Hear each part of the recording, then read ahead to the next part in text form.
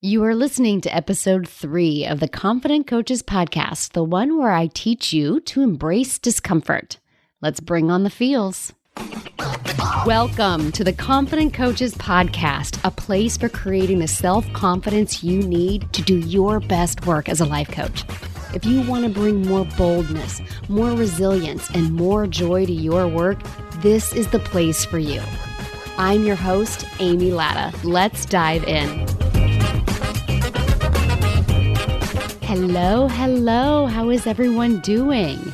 So I just got back from a super fun networking event, and I had to tell you, that's not something I've done in well over a year. When I first started working my coaching business, I hit every networking event I could possibly go to. And at this point, I'm pretty fully booked. I'm currently working with 20 clients, and mama just ain't got time for networking events. But this actually was a party celebrating women business owners and executives. And it was just so nice to be out and about with some super power women here in St. Louis.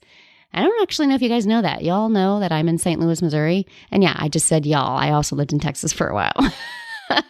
Anyway, yeah, so I live in the suburbs of St. Louis, and it was just so fun to share with all of these amazing business owners. And we're talking the owners of tech companies and, integrative marketing firms and digital marketing firms. And we just had a bill passed this year for medical marijuana. So I actually met a couple of women who are working on the accounting side of medical marijuana, and the endless number of potential businesses that exist in this day and age astounds me. But can I tell you something amazing? I just got to tell you guys this. So here I am in this room with these amazing women. They turn to me and it's like, well, what do you do? And I'm like, oh, I'm a confidence coach.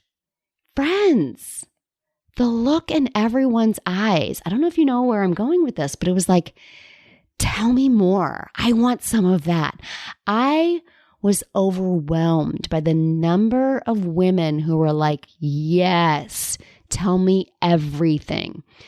Like this right here could be an entire episode. In fact, now that I'm thinking about it, it probably will be. But I really need you all out there to understand in podcast land that our world is ripe for life coaching.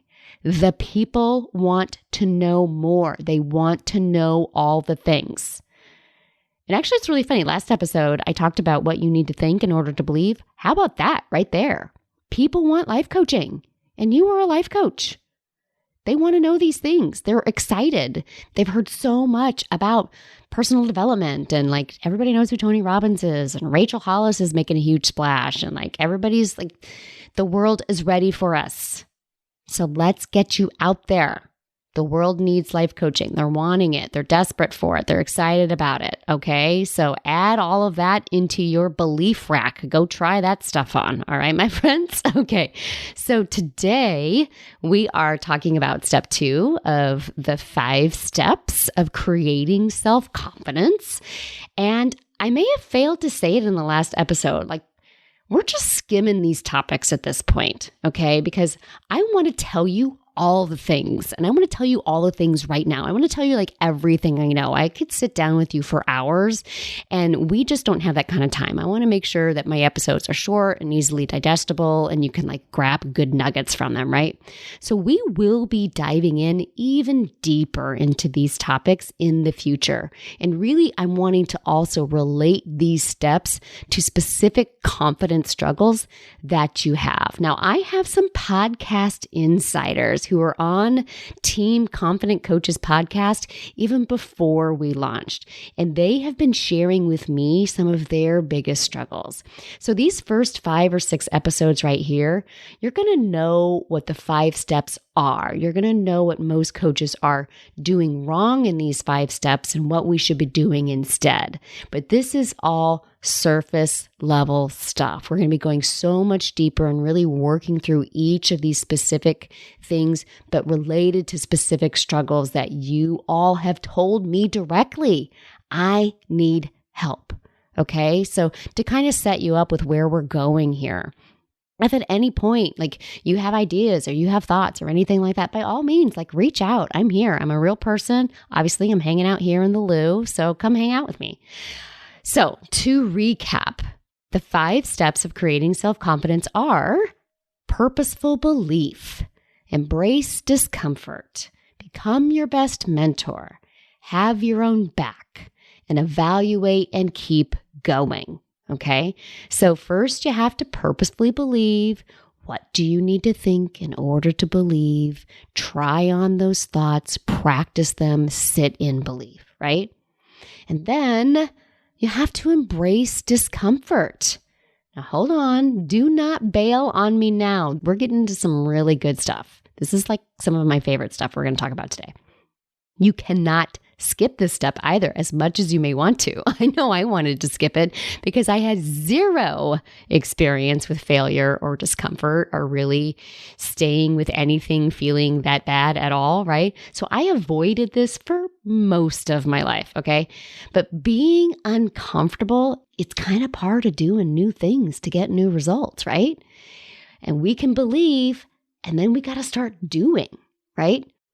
And here's a quote straight from my mentor, Brooke Castillo. And I can't remember if I told you guys already that I am a graduate of the Life Coach School, which is run by Brooke and Chris Castillo. And I'm currently enrolled in her Master Coach training. And she's the first person I ever heard say, when you realize there is no feeling you're not willing to feel, there will be nothing you are not willing to do. That creates some amazeballs self-confidence right there.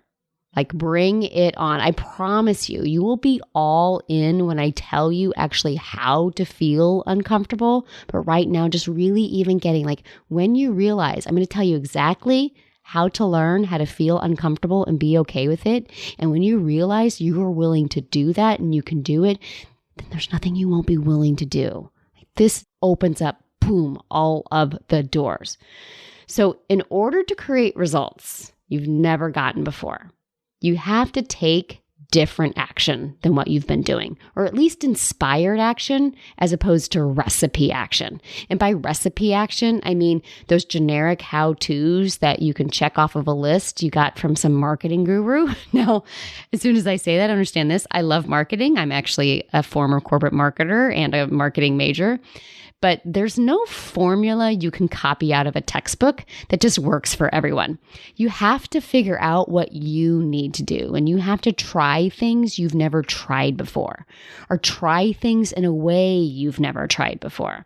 And all from that purposeful belief place that we talked about in the last episode. And this is uncomfortable, right? It's uncomfortable to do things you've never done before. I mean, something as simple as Facebook Lives. I do Facebook Lives every single week. I'm constantly being asked, like, how are you so good at it? What tips and tricks do you have? And I'm like, well, I sucked at it at first. It was terrible. I was horribly uncomfortable. It was awful. I was doing Facebook Lives before Facebook Lives existed. I was doing live videos on Periscope over on Twitter. I don't even think Periscope exists anymore. I don't know. Maybe it does. I was doing it over a year before Facebook Live even existed. And I felt terrible and it was awful and I wasn't good at all. I certainly could have used some confidence coaching. I can tell you that right now because I wasn't a confidence coach yet. But it is uncomfortable. Anytime you start doing new stuff, if you've never run Facebook ads, you're going to be really uncomfortable trying to figure out how to make them work. If you've never done a podcast before, you're going to be really uncomfortable learning how to put a podcast out. But what if that's okay? Like, we get that we have to start doing new things, or at least do things in a better way than we've been doing them. And it's not comfortable to do new stuff. The first time you learned how to walk, it wasn't comfortable. You didn't know what the heck you were doing, right? The first time you learned how to ride a bike, the first time you learned how to do anything, it wasn't good. It wasn't comfortable. You weren't naturally amazing at it. But if you know you can embrace discomfort, then it's okay to feel uncomfortable. So right now, my dear coach friends, most of y'all are avoiding discomfort. Or I hear this a lot too. Amy, I'm uncomfortable all the time. Okay, yeah. But if you're just uncomfortable all the time, then you're not actually embracing it, Okay. So being uncomfortable all the time because you're frustrated that nothing is working or you're overwhelmed by what to do next, that's not embracing discomfort. Most likely you're avoiding and resisting. You're buffering and avoiding and wishing discomfort would go away. You are overindulging in social media. You're over drinking, overeating. You're binging on Netflix. Like avoidance 101, right? Escapism 101. Friends, I have to tell you this right now. When I was deciding, this is years ago, so this would have been 2015. When I was deciding if I should spend money on my coaching certification with the life coach school, like I watched 10 seasons of the TV show Supernatural in 7 weeks. It's an hour-long show with like 22 episodes a season. That right there, that's some like professional level avoidance, right? Now, I've never have been an overdrinker, but I have been an overeater, and I did work through that, but all I did was just start avoiding by over Facebooking, right? And to this day, I know when my thumb is scrolling through Facebook, and I know you know what I mean, right? Like the thumb scroll, you're holding your hand, you're scrolling with your thumb right there. It's like the social media black hole. Like that right there, I still do that. I still totally do that crap. And when I catch myself doing it, I'm like, I know that's a good time to go check in with myself. I know I'm avoiding feeling the discomfort of something. So friends, like be really clear. What we avoid or what we resist, it only grows. It doesn't go away. So like, Amy, I feel uncomfortable all the time. Yeah, the reason that you're feeling uncomfortable all the time is because you're totally resisting and you're totally avoiding those uncomfortable feelings, right? So another way that we avoid discomfort is by being productive, but not with work. So this is taking action, but not in your business. Like you're cleaning the house, you're running errands, you're cleaning out hallway closets. I mean, so I have heard. I mean, I personally have never done that. Crap, of course I've done that, right? So like just earlier this year, I found myself like in my bathroom on the floor, doors open with like everything from the cabinet underneath my sink pulled out. I was cleaning out the cabinet under the sink in my master bath because it's totally something normal for a business owner to be doing on a random Tuesday, right? And I knew it was like, Amy, like there I am in the middle of like, just like spread out all of this junk from underneath my bathroom sink all over the place. And I knew I was avoiding deciding what to do next with my Facebook ads. So here's what I know for sure. My house never cleaner than when I'm avoiding taking action, right? When I'm avoiding feeling uncomfortable. Now, one of the sneakier ways to avoid discomfort is taking action in your coaching business, but it doesn't actually sign clients. So this is like organizing files, cleaning your inbox, doing research, doing things that are not on your calendar today. I mean, yeah, answering those emails and Facebook posts are a good idea in general, but not if you said you were going to outline your webinar, Amy. Like this is the taking action that's not signing clients at its most insidious because you are working and you might even be working really hard. You're just not doing the work you really need to be doing. And you know it, right? If you're willing to be really honest, you know it. I confessed to a mentor this year. Her name's Cara Lowenthal, and I worked with her for this past year. I was supposed to be doing something, I don't even know, probably like a Facebook ad related, I'm sure. And instead, I reorganized my Dropbox. And she totally yelled at me. She was like, Amy, no one wants to reorganize their Dropbox. That should have been your first sign you were avoiding something, right? And speaking of not doing what's on your calendar, that's one of the things that I mentioned just a few seconds ago. One way to avoid discomfort is you don't even bother to put things on your calendar. You don't make a plan for what you will do. You're just winging it. You're winging your action. You're just taking it day to day and kind of seeing where the week takes you. Like, hey man, yeah, like I just like to go with the flow and I'm going to get in touch with my higher power and I'm just going to kind of see where I'm led, right? Like, so you're either doing just jack shit, right? Or you're waiting for the stars to align. Or you're doing all kinds of random action. Maybe you're not so ethereal and waiting to see where you're led and waiting for see where the stars are going to align. Maybe you're just taking all kinds of random action, right? You don't have anything specifically tied to a goal or anything. You're just doing a bunch of things. And that latter feels very productive, right?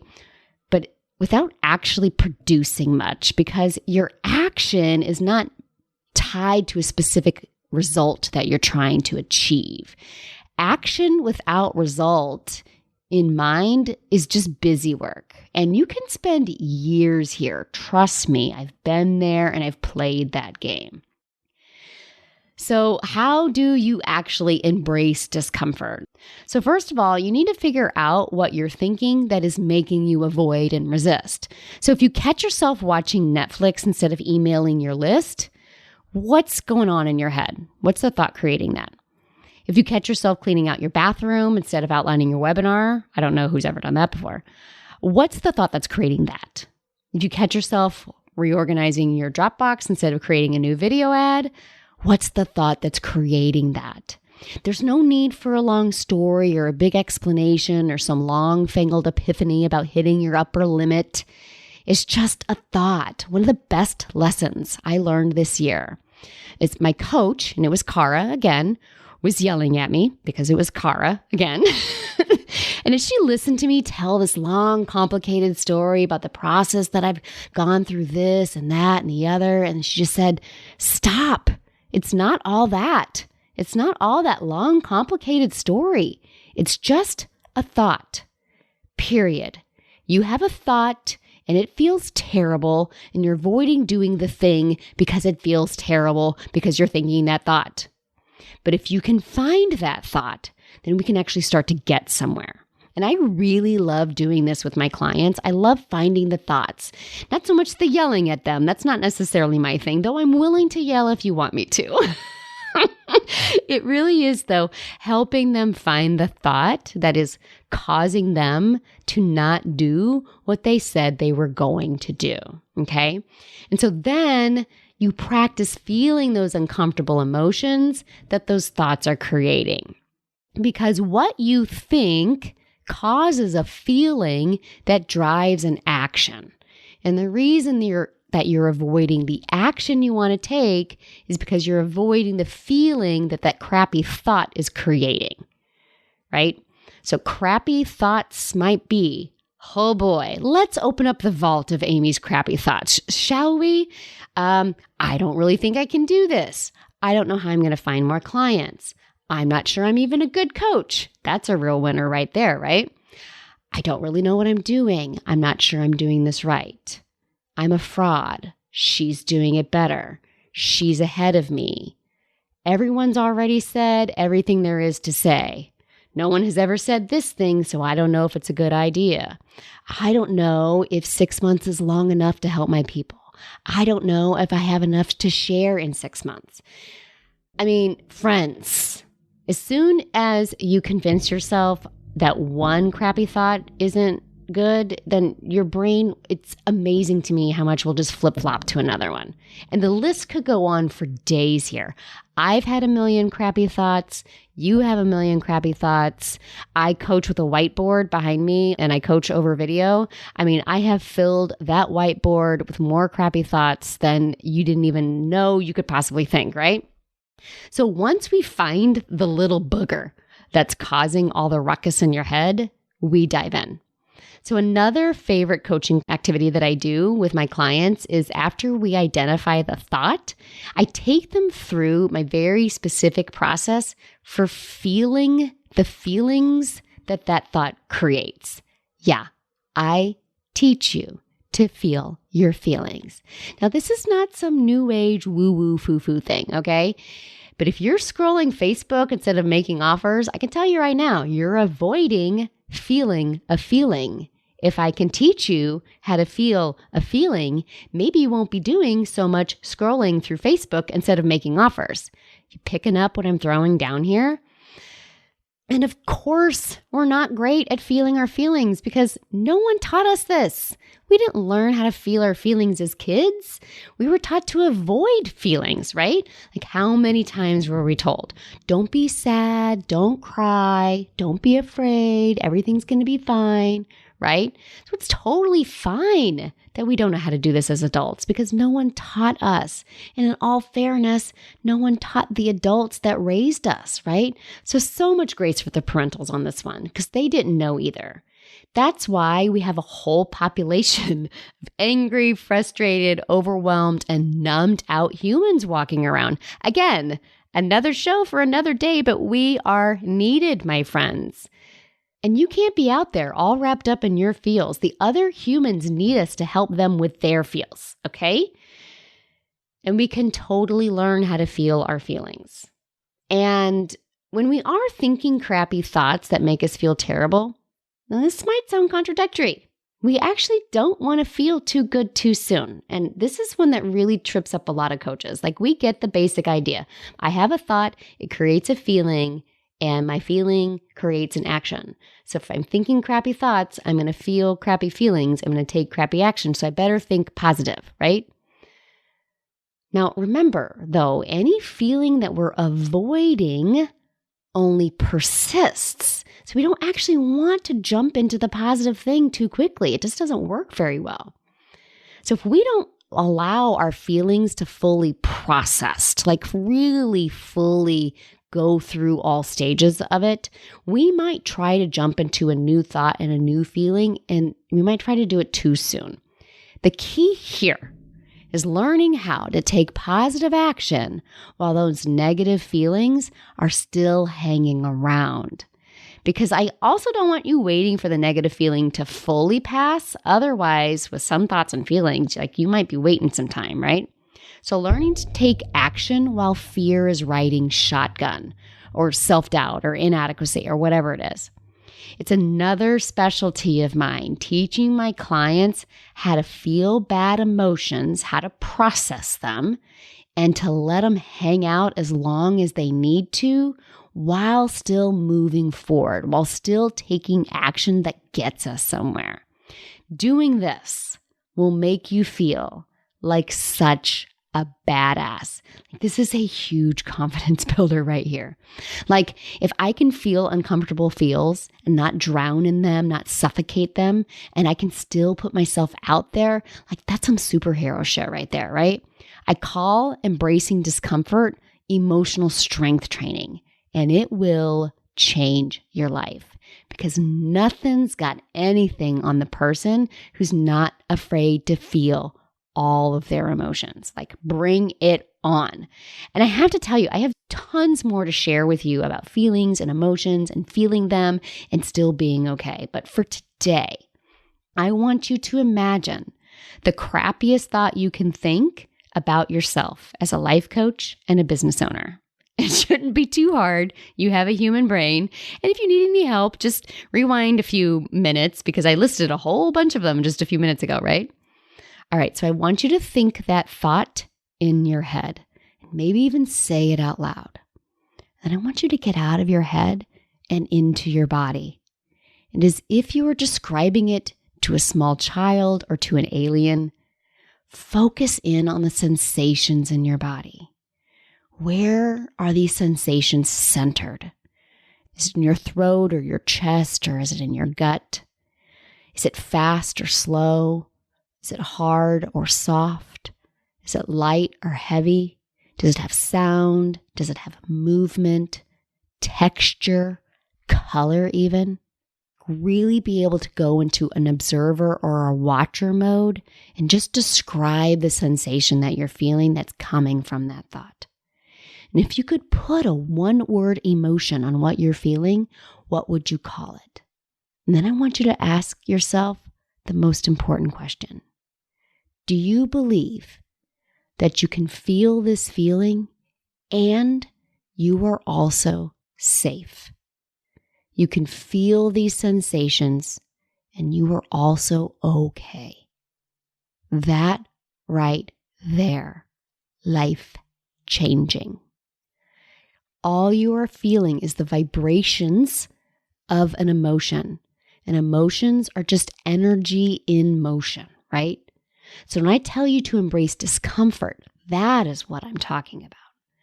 This is actually my personal superpower, my friends, feeling emotions very deeply and teaching my clients how to do the same. It is so good. It's like bring on the world good, right? So practice feeling some feelings, my friend. Do it with the good stuff. Do it with the not so good stuff. Expand that emotional range. And remember, when you teach your brain that you can totally handle feeling any emotion that comes your way, there won't be anything you can't do. That is the good stuff, my friends. Talk to you next week. Hey friends, to celebrate the launch of the show, I am giving away some serious fabulousness. 4 lucky listeners will win a $50 gift card to Amazon, while 1 lucky listener will win a free Apple Watch. No joke. A Series 4 40mm gold stainless steel with Milanese loop, just like the one I wear. I love it. And those are some seriously awesome goods to 5 lucky listeners who subscribe, rate, and review the show on Apple Podcasts. Of course, I hope you love the show, but it does not have to be a 5-star review because I want your honest feedback so I can create an awesome show that provides tons of value. So go visit amylatta.com/podcast launch. That's AMYLATTA.com/podcast launch, all one word, to learn more about the contest and how to enter. And I'll be announcing the winners on the show in an upcoming episode. Thanks, friends. Thanks so much for listening to the Confident Coaches podcast. I invite you to learn more. Come visit me at amylatta.com. And until next week, let's go do epic stuff.